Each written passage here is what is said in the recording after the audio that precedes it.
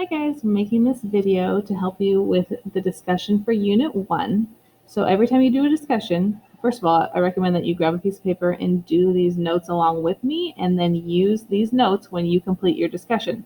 In order to get all the points for the discussion, you want to make sure you're very thorough and answer all the parts of the question that they ask you and give as much detail as possible.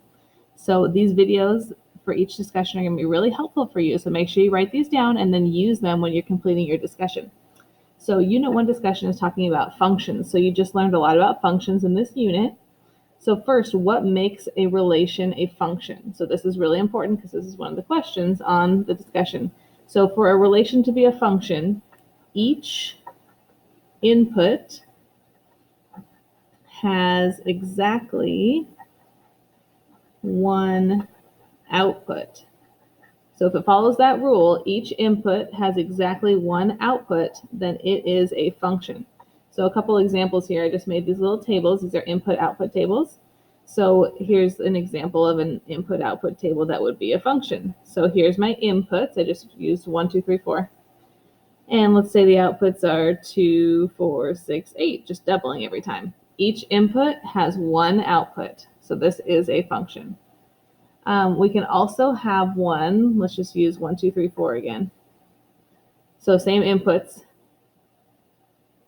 I could even have these outputs, let's just say all of these outputs are 0. This is still a function because each input only has one output. If I put 1 in, I only got 0. I didn't also put 1 in and get some other number.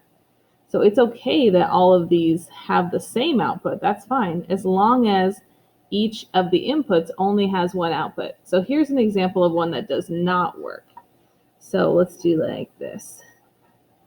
So I changed the inputs a little bit. So I have 2 2's here for my inputs. So let's say the outputs are this. So this is not a function because when I put 2 in, I got 5. And then when I put 2 in, I got 8. That is not okay. That's not a function because each input did not have exactly one output. I put in this input and got a 5, and then I put in the same input and got an 8. So this one does not work. That's not a function. So on this discussion, what they're going to ask you is they're going to ask you to explain what makes a relation a function. So we just wrote that up here. What makes a relation a function is that each input has exactly one output. And then you have to give an example of a function.